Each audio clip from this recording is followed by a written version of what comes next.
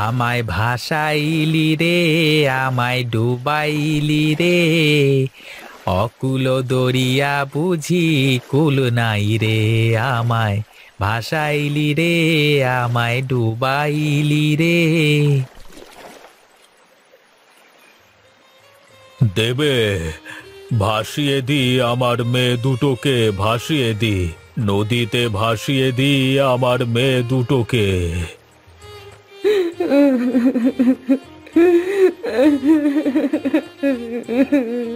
কি কপাল আমাদের!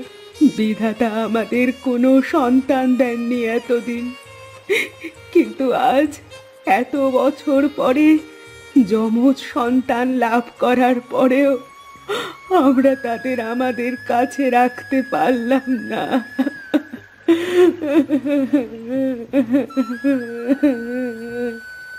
কেঁদো না গিন্নি, কেঁদো না। আমাদের মেয়েরা আমাদের ছেড়ে সারা জীবনের মতো যাচ্ছে না।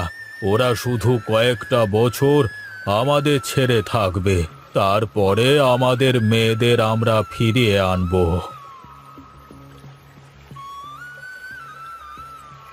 মালিক, আপনি কোনো চিন্তা করবেন না। আমি আপনার মেয়েদের পিছু পিছু যাচ্ছি।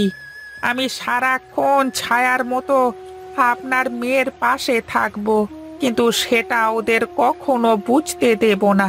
সব খবর আপনাকে নিয়ে এসে দেব। হ্যাঁ রামু, তুই যা, আমার মেয়েদের সব সময় খেয়াল রাখিস কেমন, আর কখন কি ঘটে আমাকে এসে বলে দিবি। ঠিক আছে মালিক, আপনি কোনো চিন্তা করবেন না। আমি আপনার মেয়েদের খেয়াল রাখব। আমি এখন চলি।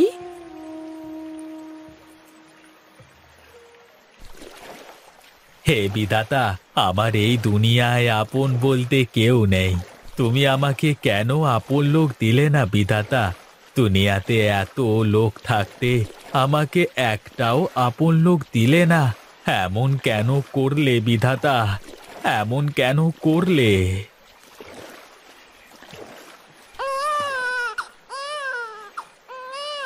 আরে, বাচ্চার কান্না শুনলাম মনে হলো।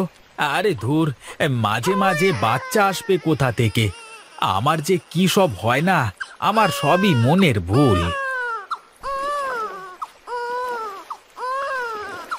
আরে আরে, আবার বাচ্চার আওয়াজ কোথা থেকে আসছে? না না, এটা তো আমার মনের কোনো ভুল নয়। তাহলে কি ভূত পেরেত, নাকি দৈত্য দানব, নাকি সমুদ্রের পিশাচ? উই বাবা! আহ, আর আরে না না, সমুদ্রের পিশাচ নদীতে কি করে আসবে? ওই তো দূরে একটা কি যেন ভেসে আসছে। যাই তো, গিয়ে দেখি।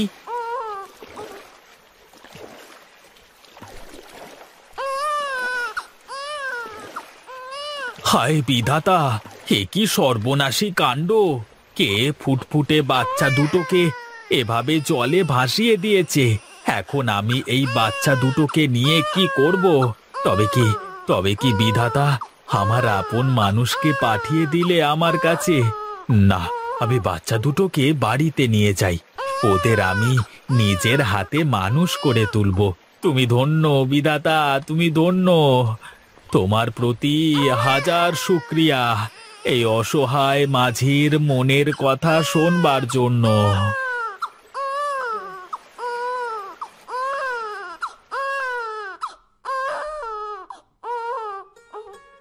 আজ থেকে এটাই তোদের ঘর, আর আমি তোদের বাবা।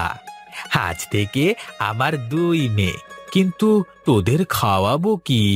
তোরা থাক, আমি বাজার থেকে দুধ কিনে নিয়ে আসি।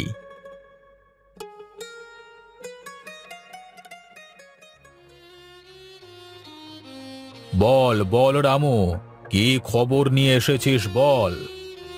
খবর খুব একটা ভালো নয় বাবু। খবর ভালো না? তুই কি বলতে চাইছিস?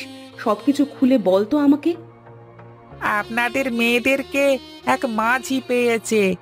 আপনার মেয়ে দুটোকে শিমুলতলি গ্রামের মাঝি হারান তার নদীর পাশে ছোট্ট একটা কুঁড়ে ঘরে আশ্রয় দিয়েছে।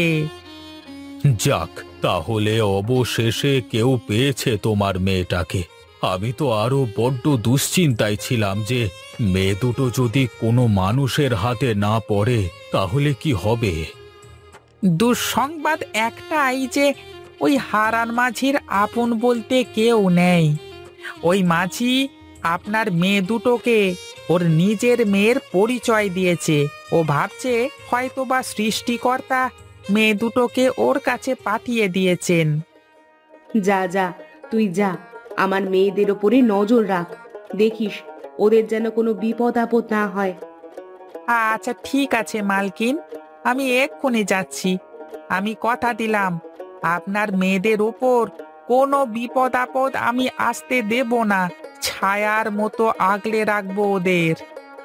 তুই এটা কিন্তু খেয়াল রাখবি যেন আমার মেয়েরা 12 বছরের পূর্ণ হওয়ার আগে এই গ্রামে পা না রাখে। যদি 12 বছরের আগে গ্রামে পা রাখে আমার মেয়েরা, তাহলে কিন্তু সব অনর্থ হয়ে যাবে। ও সব নিয়ে আপনি একদম ভাববেন না মোড়ল মশাই, আমি সব কিছু ঠিকই সামলে নেব। আচ্ছা ঠিক আছে, তুই যা এখন, আর সাবধানে থাকিস, কারোর নজরে আসিস না কিন্তু। তুই যদি কারোর নজরে পড়ে যাস তাহলে কিন্তু ঝামেলা হয়ে যাবে, লোকে তোকে সন্দেহ করবে। ঠিক আছে বাবু, আমি এখন চলি তাহলে।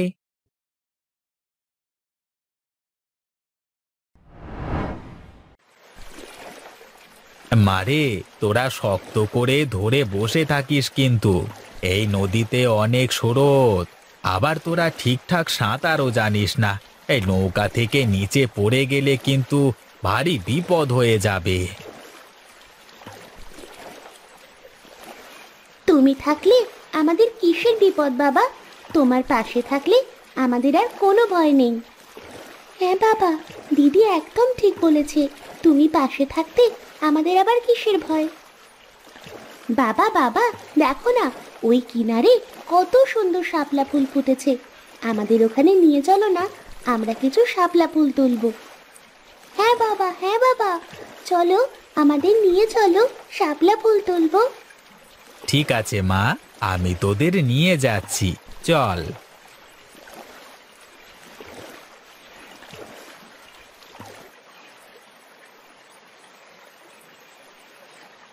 দেখো বাবা, কি সুন্দর শাপলা ফুল। হ্যাঁ, অনেক নৌকাতে চড়ে ঘোরা হয়েছে, এখন চলো দেখি বাড়িতে চলো। বাড়ি গিয়ে তো আবার আমাকে রান্না চাপাতে হবে। হ্যাঁ তাই চলো বাবা, তাই চলো।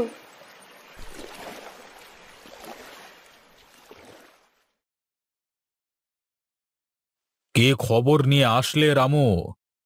হ্যাঁ, একটা অনেক ভালো সংবাদ আছে আপনার জন্য বাবু, আর একটা অনেক খারাপ সংবাদও আছে। কোনটা আগে শুনতে চান বলুন? খারাপ সংবাদটাই বল তো দেখি। খারাপ সংবাদটা এই যে আপনার দুই মেয়ে হারান মাঝিকে একদম বাবা বলে মেনে নিয়েছে। ওরা দুই মেয়ে হারান মাঝিকে ছাড়া কিছুই বোঝে না, আর দুই মেয়ে যেন হারান মাঝির চোখের মণি, সারাদিন ওদের নিয়ে মেতে থাকে, খুব খেয়াল রাখে ওদের। এই কয়েক বছরে ওদের মধ্যে অনেক ভালো সম্পর্ক গড়ে উঠেছে, যে সম্পর্ক ভাঙা মুশকিল। তাহলে কি আমি আমার মেয়েদের কোনোদিন আপন করে পাবো না? কোনোদিন বুকে জড়িয়ে রাখতে পারবো না? চিন্তা করো না লক্ষ্মী, আমার মেয়েরা যখন জানতে পারবে আমরাই ওদের আসল বাবা মা, আর আমাদের সমস্যার কথা যখন শুনবে ওরা, তখন ওরা ঠিকই আমাদের কাছে ফিরে আসবে, তুমি দেখে নিও। আসলে আমারও সেটাই মনে হয়। কেউ এই রাজপ্রাসাদ ছেড়ে ওই ভাঙা কুঠিরে কেন থাকতে চাইবে? আগামী পূর্ণিমাতে আপনার মেয়েদের 12 বছর পূর্ণ হবে, আর ওদের অভিশাপ মুক্ত হবে। হ্যাঁ হ্যাঁ, আমরা জানি, সেই কবে থেকে এই দিনটার জন্য আমরা অপেক্ষা করছিলাম। তুই যা, হারান মাঝিকে আমার কাছে ডেকে নিয়ে আয়, এখন সময় হয়েছে ওই মাঝিকে সব সত্যি বলে দেওয়ার। ঠিক আছে বাবু, আমি এখনই যাচ্ছি। না রামু, এখন নয়, পূর্ণিমার দিন আমরা নিজেরাই যাব আমাদের মেয়েদেরকে ফিরিয়ে আনতে। এখন যদি মাঝিকে সব কথা বলিস তাহলে ও পালিয়ে যেতে পারে।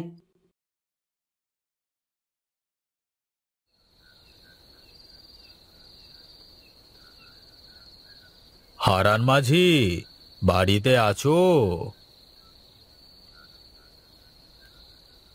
কে আপনারা? এত রাতে কি চাই আপনাদের? খেয়া পার হবেন? ওই পারে পার করে দেব আপনাদের।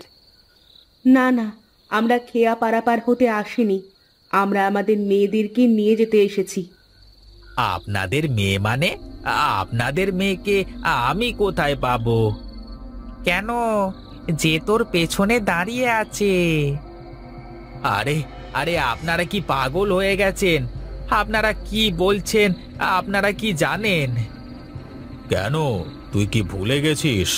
আজ থেকে ঠিক 12 বছর আগে একটা কাঠের বাক্সের মধ্যে তুই এই মেয়ে দুটোকে কুড়িয়ে পেয়েছিলিস। বাবা, এরা কারা? এরা এসব কি বলছে? এগুলো কি সত্যি বাবা? তুমি কি আমাদের কুড়িয়ে পেয়েছো? বলো বাবা, বলো, তুমি চুপ করে আছো কেন?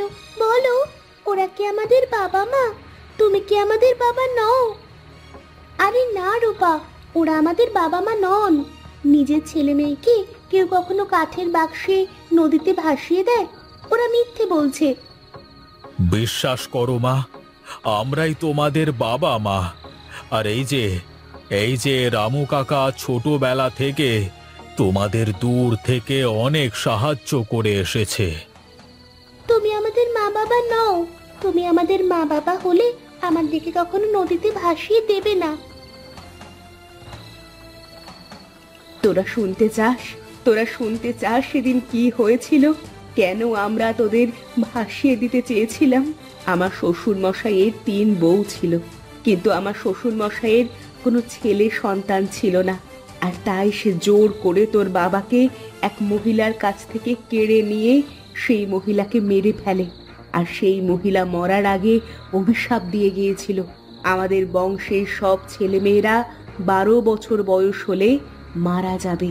আর এই অভিশাপ থেকে মুক্তির বড় একটাই উপায় ছিল, তোদের জন্মের 3 দিনের মধ্যে তোদেরকে এই গঙ্গার জলে ভাসিয়ে দেওয়া।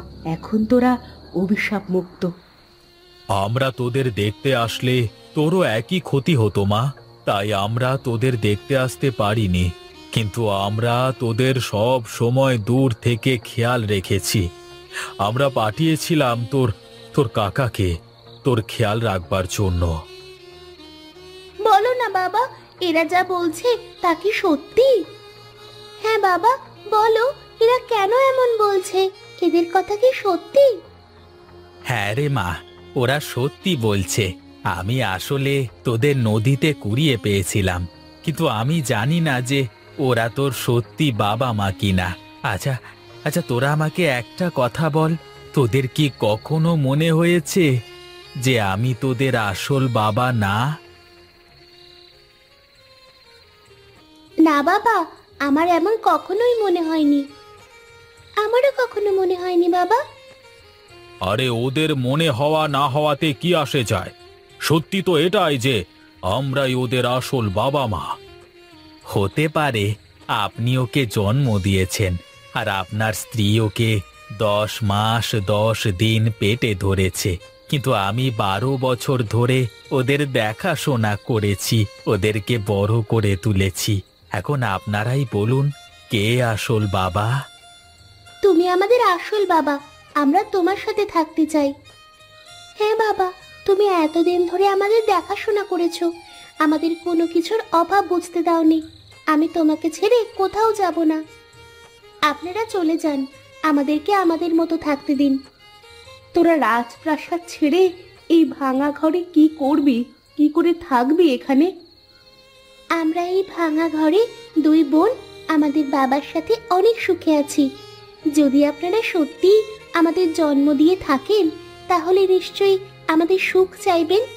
আর আপনারা এখানে যদি কখনো না আসেন, তাহলে আমরা আমাদের বাবার সাথে সুখে থাকতে পারবো।